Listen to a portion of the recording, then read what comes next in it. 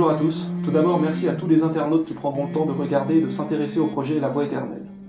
Pour commencer, nous aimerions bien préciser que cette série n'a en aucun cas le but de critiquer ou de rabaisser le mode de vie de chacun, mais plutôt de l'améliorer en faisant comprendre l'unique réalité de ce monde, en dévoilant la vérité à partir de différentes preuves.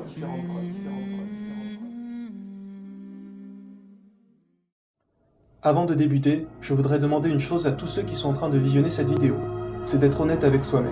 Car on ne peut accepter des faits si avant même de commencer on se dit « Non, je m'en fiche, peu importe ces preuves ou ce qui va être annoncé, je n'y croirai pas ». Pour pouvoir en tirer la meilleure conclusion et faire le meilleur raisonnement possible, il faut avoir l'esprit critique et ouvert et se dire « Bon, est-ce que ce que je viens de voir a du sens ou non? Est-ce qu'effectivement, il y a des choses auxquelles il faudrait se poser des questions ?» Donc pour résumer, essayez du mieux que possible de ne pas vous braquer et d'être ouvert au maximum sur le sujet. Nous allons donc aujourd'hui essayer d'expliquer si l'univers qui nous entoure peut être le fruit du hasard ou s'il y a un créateur derrière tout cela. Si aujourd'hui vous voyez un tableau avec écrit par exemple un poème dessus, allez-vous en tirer la conclusion que ce tableau est arrivé par le hasard?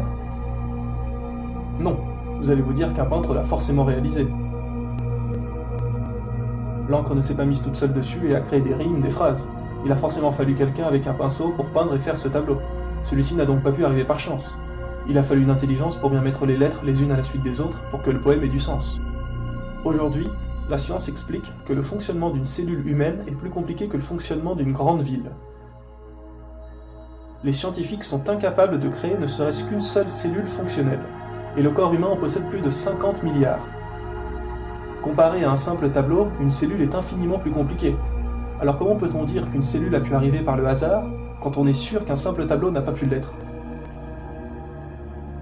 Si l'on vous dit qu'un jour, on a vu une maison se fabriquer toute seule, les briques se mettent les unes sur les autres, la peinture, le toit, vous allez dire que c'est impossible, il a fallu de nombreuses personnes pour la créer, comme un plombier de manière à ce que chaque tuyau amène l'eau dans les robinets, un électricien pour que chaque câble amène de l'électricité à chaque ampoule, etc. Il a fallu une intelligence pour créer cela, parce que le hasard ne crée rien. Si l'homme n'avait jamais existé, la planète Terre aurait-elle construit toute seule par coïncidence des maisons, des voitures ou bien même des routes? Non, car comme je l'ai dit précédemment, il faut absolument qu'une intelligence soit impliquée, car le hasard ne crée rien. Et pourtant, toutes ces choses qui nous paraissent compliquées, comme les avions, les ordinateurs, où nous savons qu'ils ne sont pas arrivés tout seuls, ne sont rien comparé à la nature elle-même. Aujourd'hui, nous sommes incapables de créer ne serait-ce qu'une fourmi. Alors quand on voit toutes les espèces d'animaux sur Terre, comment ont-elles pu arriver par le hasard quand on sait que le plus simple des objets tel qu'un stylo n'a pas pu arriver par chance? Pour faire ce stylo, il a fallu faire fondre de plastique, le mettre dans un moule, créer un tube, mettre de l'encre dedans, etc. Alors comment un être humain aussi compliqué qu'il soit a pu être arrivé par chance? Certains disent que c'est dû aux milliers d'années qu'il a réussi à s'adapter et se faire tout seul. Mais reprenons le simple exemple du tableau. Si vous trempez vos mains dans de l'encre et vous en balancez sur un tableau blanc, est-ce qu'un jour vous obtiendrez des phrases, des mots, des paragraphes ou des rimes? Non, bien sûr que non. Vous obtiendrez toujours des tâches. Quel que soit le temps que vous y passerez, vous pouvez le faire pendant des millions et des millions d'années, le résultat sera toujours le même. Vous n'aurez seulement que des tâches. Pourquoi? Pourquoi n'aurez-vous jamais de phrases? Parce que balancer de l'encre par hasard sur un tableau ne donnera jamais un poème. Il faut toujours qu'il y ait une intelligence impliquée. Nous pouvons le faire avec n'importe quel objet. Prenons par exemple tous les matériaux d'une voiture, un volant, des pneus, etc. Si je vous dis qu'une rafale de vent a posé chaque pièce au bon endroit, le moteur, les vitres, tout pour que le véhicule se fasse et fonctionne, vous allez tout de suite savoir que c'est impossible. Idem si vous vous amusez à vous bander les yeux et à lancer les pièces les unes sur les autres pour tenter de les assembler. Lancer un volant, un kit embrayage, des sièges, des portières, jamais une voiture se réalisera comme ça par chance. Il va falloir regarder attentivement, coller chaque pièce, les relier les unes aux autres pour que tout fonctionne. Parce que sans le moteur, la voiture ne marche pas. Sans la boîte de vitesse, idem. Sans l'embrayage, la courroie, les pédales, le volant, les pneus. Eh bien c'est exactement pareil pour l'être humain. Sans le cœur, nous mourrons. Sans le cerveau, idem. Sans les poumons, l'intestin, l'estomac, nous ne pourrons jamais survivre.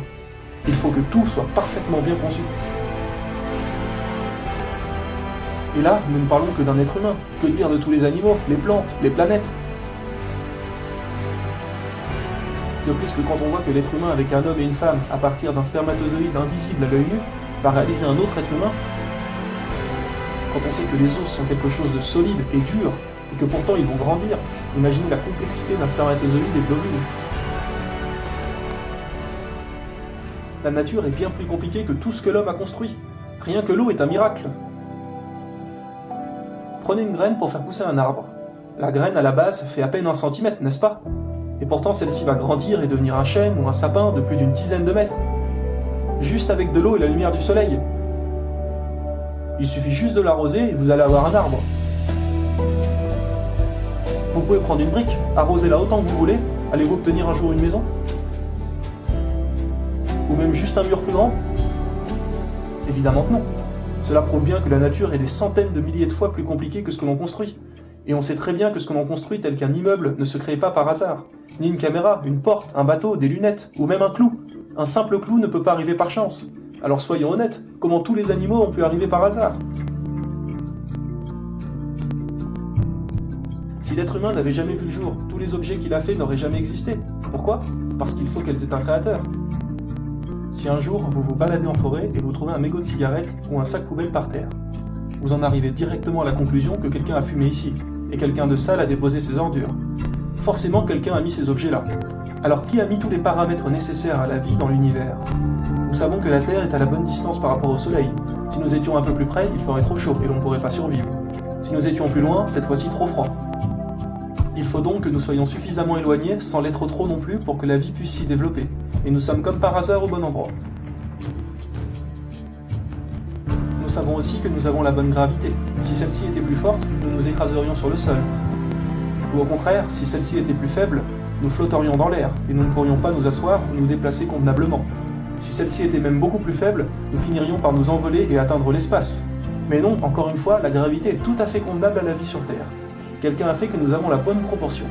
Notre planète possède l'atmosphère pour nous protéger des astéroïdes. La Lune est à la bonne distance pour gérer les activités des marées. Cela commence à faire un peu trop pour le hasard, non?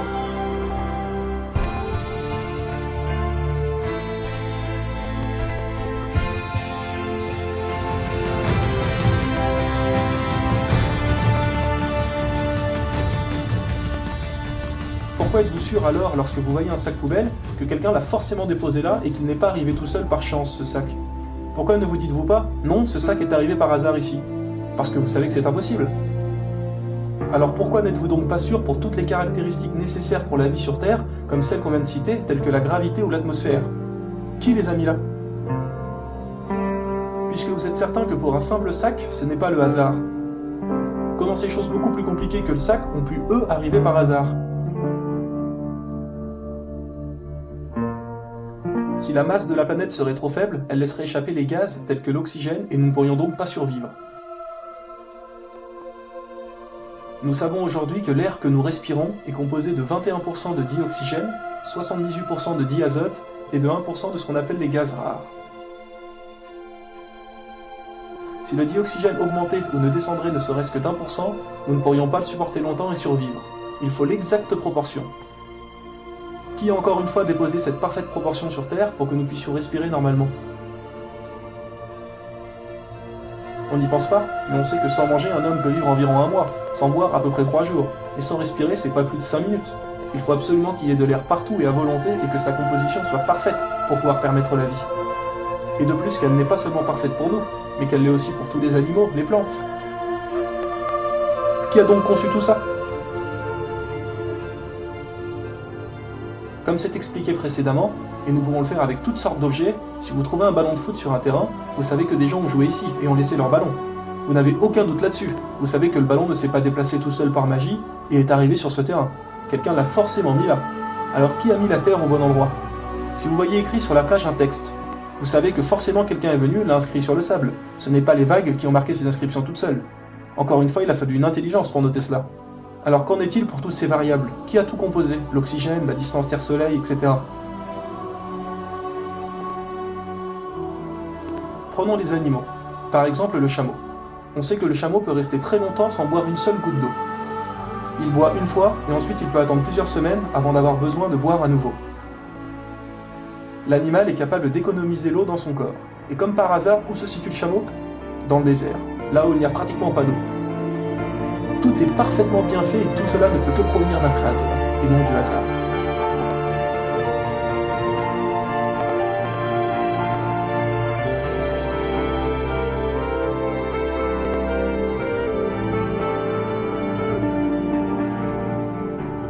Donc maintenant, après avoir démontré que le hasard ne construit rien, comment peut-on encore renier l'existence de Dieu? Quand on voit toutes ces merveilles qui nous entourent jour et nuit, les médecins expliquent aujourd'hui que nous avons un liquide dans le cœur et que s'il y en avait ne serait-ce qu'un tout petit peu plus, nous mourrions instantanément. Si la planète ne tournait pas sur elle-même et qu'une des parties restait face au Soleil, la face jour serait trop chaude et desséchée, et la face nuit serait très froide, gelée et conserverait toute l'eau sous forme de glace. Il faut que la planète tourne. Il faut que celle-ci soit aussi sur un orbite stable, sans parler des choses extrêmement compliquées et invisibles à l'œil nu, telles que les chromosomes, l'ADN, les molécules, etc. Comment toutes ces choses auraient pu arriver par chance? C'est absolument impossible.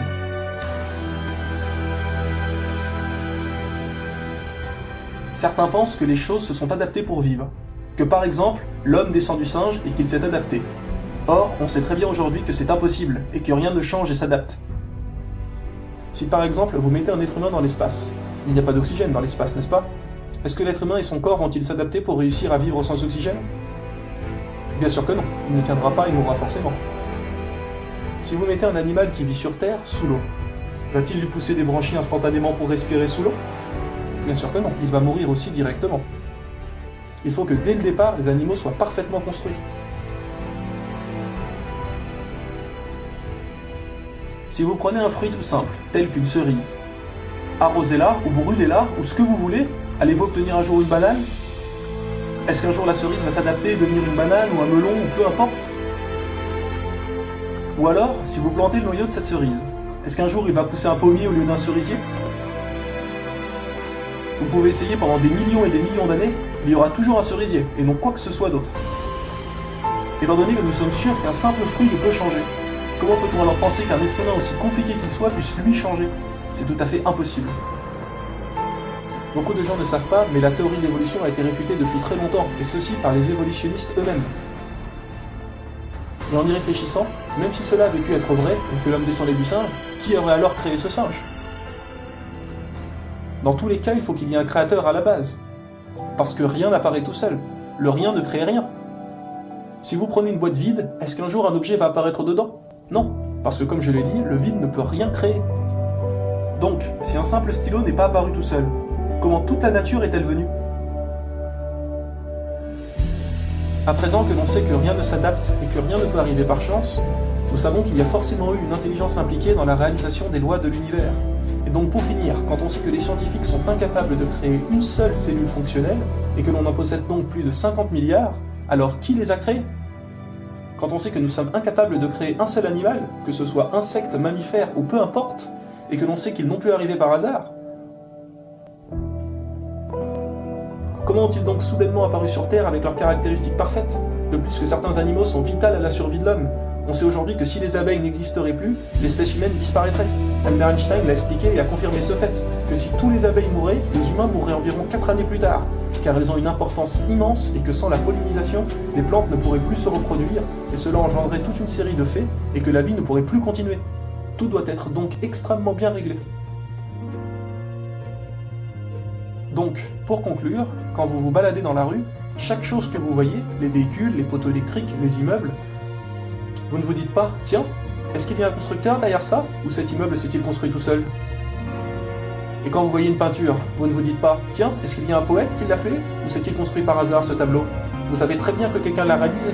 Alors pourquoi se poser la question pour toute la nature qui nous entoure, quand on sait que celle-ci est infiniment plus compliquée qu'un simple petit tableau? Il y a plus de 1 500 000 espèces d'animaux différents connus à ce jour. Est-ce que tous ces animaux et ceux qui va suivre ont pu arriver par le hasard?